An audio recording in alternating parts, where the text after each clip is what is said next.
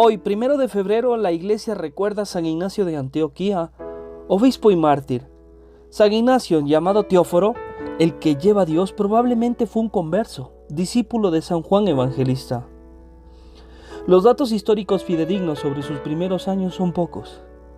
De acuerdo con algunos escritores antiguos, los apóstoles San Pedro y San Pablo ordenaron que sucediera a San Evodio como obispo de Antioquía, cargo que conservó por 40 años y en el cual brilló como un sacerdote, como un pastor ejemplar. El historiador eclesiástico Sócrates dice que introdujo o divulgó en su diócesis el canto de antifonías, hecho poco probable. La paz de que gozaron los cristianos al morir Domiciano duró únicamente los 15 meses del reinado de Nerva, y bajo Trajano se reanudó la persecución. En una interesante carta del emperador a Plinio el Joven, gobernador de Bitinia, se establecía el principio de que los cristianos debían ser muertos en caso de que existieran delaciones oficiales, y en otros casos no se les debía molestar. Trajano fue magnánimo y humanitario, pero la gratitud que lo vinculaba con sus dioses por las victorias sobre los dacios y escitas lo llevó posteriormente a perseguir a los cristianos que se negaban a reconocer estas divinidades. Desgraciadamente, no podemos confiar en la relación legendaria sobre el arresto de Ignacio y su entrevista personal con el emperador. Sin embargo, desde época muy remota se ha creído que el interrogatorio al que fue sometido el soldado de Cristo por Trajano siguió aproximadamente este cauce: ¿Quién eres tú, espíritu malvado, que osas desobedecer mis órdenes e incitas a otros a su perdición? Nadie llama a Teóforo espíritu malvado, se dice que respondió el santo. ¿Quién es Teóforo? El que lleva a Cristo dentro de él. ¿Quiere eso decir que nosotros no llevamos dentro a los dioses que nos ayudan con nuestros enemigos?, preguntó el emperador. Te equivocas cuando llamas dioses a los que no son ni diablos, replicó Ignacio. Hay un solo Dios que hizo el cielo, la tierra y todas las cosas, y un solo Jesucristo en cuyo reino deseo ardientemente ser admitido. Trajano inquirió: ¿te refieres al que fue crucificado bajo Poncio Pilato? Sí, aquel que con su muerte crucificó al pecado y a su autor, que proclamó que toda malicia diabólica ha de ser hollada por quienes lo llevan en el corazón. ¿Entonces tú llevas a Cristo dentro de ti?, dijo el emperador. Ignacio respondió: sí, porque está escrito: viviré en ellos y caminaré con ellos. Cuando Trajano mandó a encadenar al obispo para que lo llevara a Roma y ahí lo devoraran las fieras en las fiestas populares, el santo exclamó: Te doy gracias, Señor, por haberme permitido darte esta prueba de amor perfecto, y por dejar que me encadenen por ti, como tu apóstol Pablo.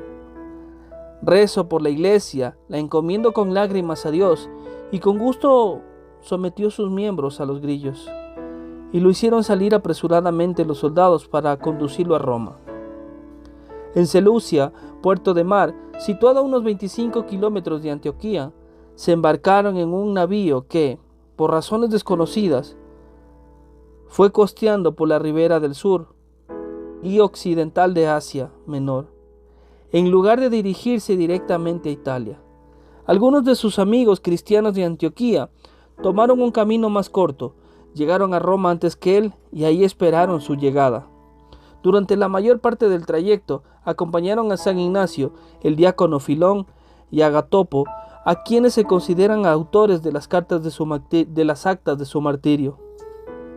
Parece que el viaje fue sumamente cruel, pues San Ignacio iba vigilado día y noche por 10 soldados tan bárbaros que San Ignacio dice que eran como 10 leopardos, y añade que iba yo luchando con fieras salvajes por tierra y mar de día y noche, y cuando se les trataba bondadosamente, se enfurecían más.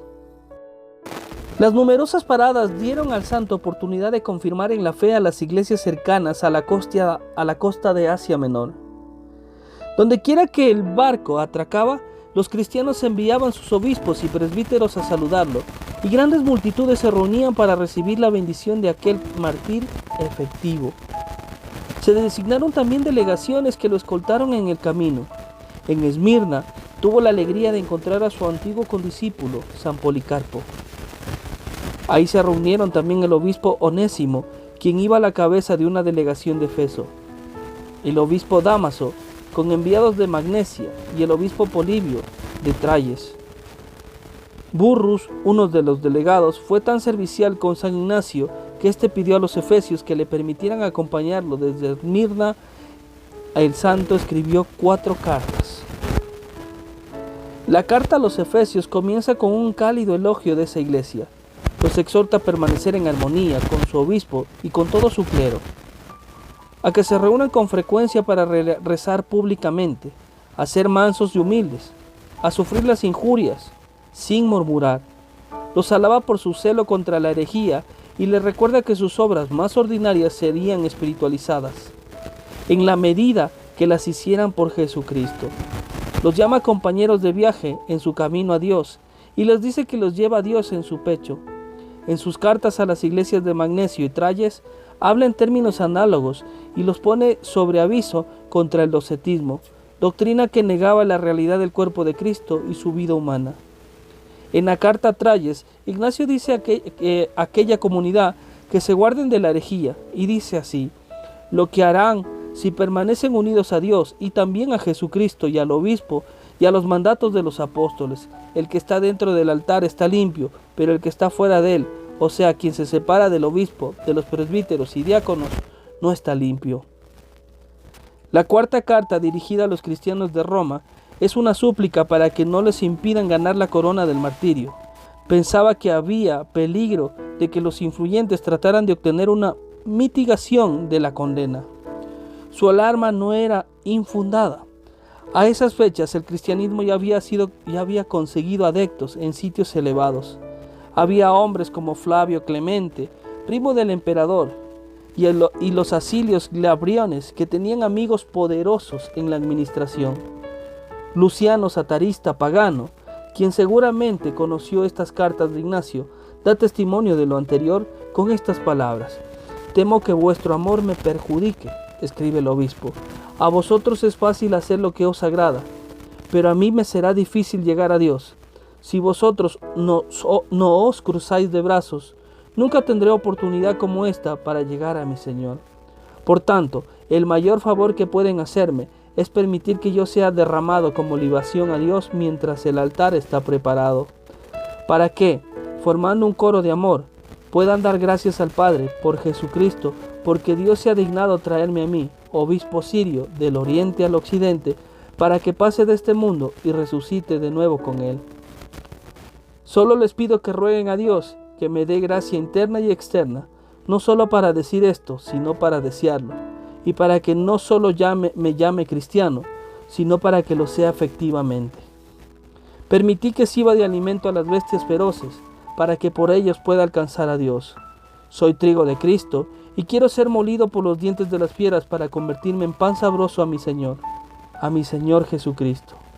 Animar a las bestias para que sean mi sepulcro, para que no dejen nada de mi cuerpo, para que cuando esté muerto no sea gravoso a nadie.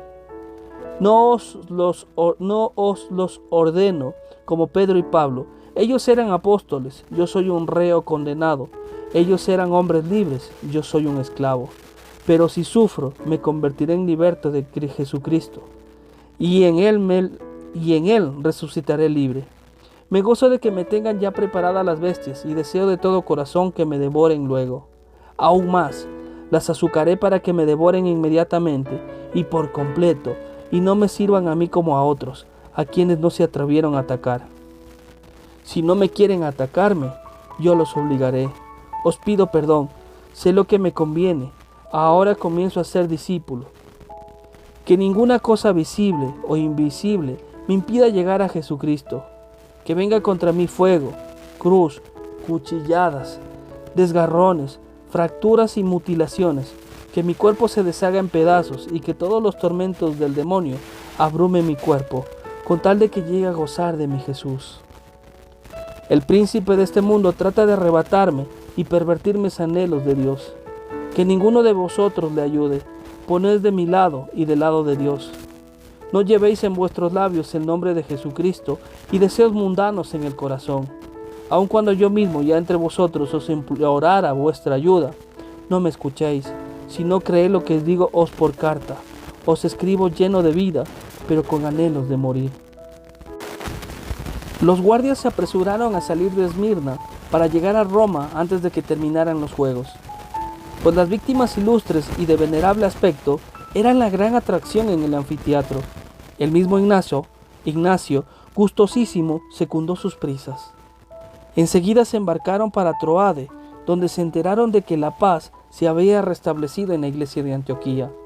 En Troade, Ignacio escribió 3 cartas más, uno a los fieles de Filadelfia, alabando a su obispo, cuyo nombre calla, y rogándoles que eviten la herejía, y diciéndoles estas palabras: usad una sola escritura, porque la carne de Jesucristo nuestro Señor es una, y uno el cáliz para unirnos todos en su sangre. Hay un altar, así como un obispo, junto con el cuerpo de presbíteros y diáconos, mis hermanos siervos, para que todo lo que hicieras vosotros lo hagáis de acuerdo con Dios. En la carta a los de Esmirna encontramos otro aviso contra los docetistas, que negaban que Cristo hubiera tomado naturaleza humana real y que la encarnación fuera realmente su cuerpo. Les prohíbe todo trato con falsos maestros y solo les permite orar por ellos. La última carta es a San Policarpo y consisten principalmente en consejos, cómo conviene a una persona mucho más joven que el escritor. Los exhorta a trabajar por Cristo, a reprimir las falsas enseñanzas, a cuidar de las viudas, a tener servicios religiosos con frecuencia, y le recuerda que la medida de sus trabajos será la de su propio premio. Como San Ignacio no tuvo tiempo de escribir a otras iglesias, pidió a San Policarpo que las escribiera en su nombre. De Troade navegaron hasta Nápoles de Macedonia. Después fueron a Filipos y, habiendo cruzado la Macedonia y el Epiro a pie, se volvieron a embarcar en Epidamno, el actual Durazo, en Albania. Hay que confesar que estos detalles se basan únicamente en las llamadas actas del martirio, y no podemos tener ninguna confianza en la descripción de la escena final. Se dice que al aproximarse el santo a Roma, los fieles salieron a recibirlo y se regocijaron al verlo, pero lamentaron el tener que perderlo tan pronto.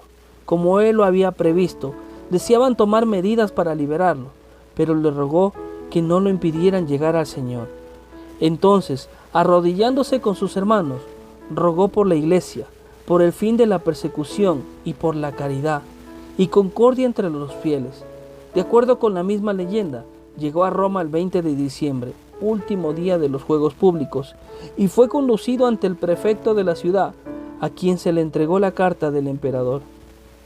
Después de los trámites acostumbrados, se lo llevó apresuradamente al anfiteatro Flaviano, y ahí le soltaron 2 fieros leones que inmediatamente lo devoraron, y solo dejaron los huesos más grandes. Así fue escuchada su oración.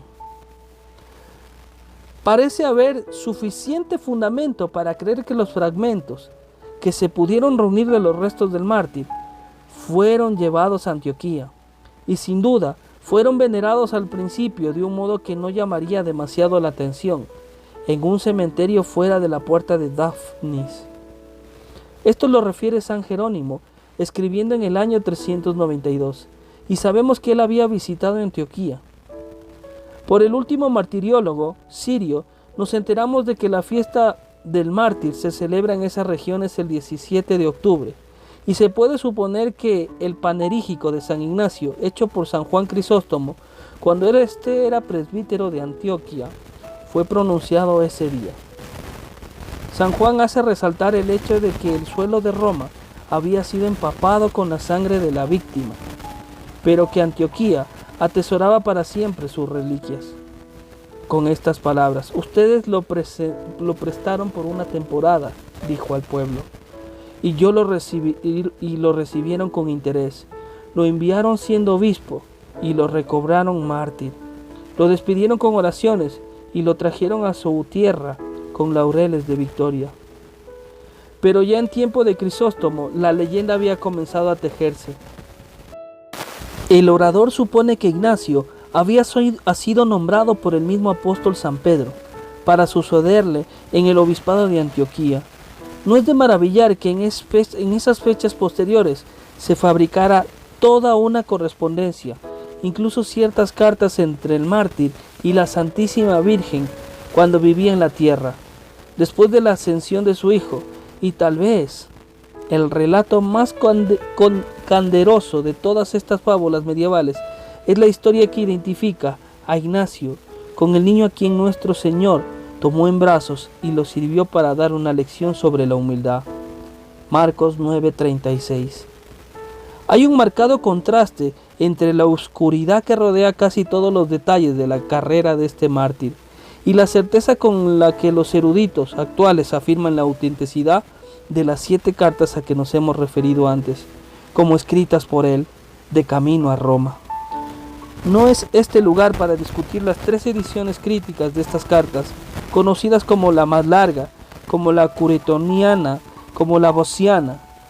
Una controversia secular ha dado como resultado una abundante literatura, pero en la actualidad la disputa está prácticamente terminada. En todo caso, puede decirse que, con rarísimas excepciones, la actual generación de estudiantes de patrística está de acuerdo en admitir la autenticidad de la curetoniana, que fue la primera identificada por el arzobispo Ussher en 1644, y cuyo texto griego fue impreso por Isaac Box y por Don Rounar un poco más tarde. No hay temor de exagerar la importancia que el testimonio de estas cartas aporta sobre las creencias y la organización interna de la Iglesia cristiana. Años después de la ascensión de nuestro Señor Jesucristo, San Ignacio de Antioquía es el primer escritor que fuera del Nuevo Testamento subraya el nacimiento virginal. A los de Efeso, por ejemplo, les escribe: y al príncipe de este mundo se le ocultó la virginidad de María, y su parto, y también la muerte del Señor. Se supone claramente conocido el misterio de la Trinidad y se percibe un enfoque cristológico cuando leemos la misma carta. Hay un médico de carne y espíritu, engendrado y no engendrado, Dios en hombre, verdadera vida en muerte, hijo de María e hijo de Dios, primero pasible y después impasible, Jesucristo nuestro Señor. No menos notables son las frases usadas respecto a la Sagrada Eucaristía. Es la carne de Cristo, el don de Dios, la medicina de inmortalidad. Ignacio denuncia a los herejes que no confiesan que la Eucaristía es la carne de Jesucristo nuestro Salvador, carne que sufrió por nuestros pecados y que en su amorosa bondad el Padre resucitó. Finalmente, en la carta a los de Esmirna, por primera vez en la literatura cristiana, encontramos mencionada a la Iglesia Católica. Que doquier aparezca el obispo, ahí está el pueblo. Lo mismo que donde quiera que Jesucristo esté la Iglesia Católica. El santo habla severamente de las especulaciones heréticas, en particular de los docetistas, que ya en su tiempo amenazaban con dañar la integridad de la fe cristiana. Ciertamente puede decirse que la nota clave de toda su instrucción fue la de insistir sobre la unidad de creencia y de espíritu entre los que pretendían seguir a nuestro Señor. Pero a pesar de su temor a la herejía, recalcaba la necesidad de ser indulgentes con los que les gustaba estar en el error, e insiste en la tolerancia y en el amor a la cruz. La exhortación a los efesios proporciona una lección a todos aquellos para quien su religión no es un título vacío. Y terminamos con estas palabras: rueguen incesantemente por el resto de los hombres, porque en ellos hay esperanza de arrepentimiento, para que lleguen a Dios. Por lo tanto, instruyanlos con el templo de sus obras. Cuando ellos estallen en ira, ustedes sean mansos. Cuando se vanaglorien al hablar, sean ustedes humildes. Cuando les injurien a ustedes, oren por ellos. Si ellos están en el error, ustedes sean constantes en la fe. A vista de su furia, sean ustedes apacibles. No ansíen el desquite, que nuestra indulgencia les muestre que somos hermanos. Procuremos ser imitadores del Señor, esforzándonos para quien puede sufrir peores injusticias. ¿Quién puede aguantar que los defrauden, que los rebajen a la nada, que no se encuentren en ustedes cizaña del diablo? Si no da pureza y sobriedad, vivan en Cristo Jesús, en carne y en espíritu. Dios me los bendiga. Un abrazo fuerte, que compartir, que todo lo que se haya dicho sea solamente para la gloria de Papito Dios. Dios me los bendiga. Un abrazo fuerte.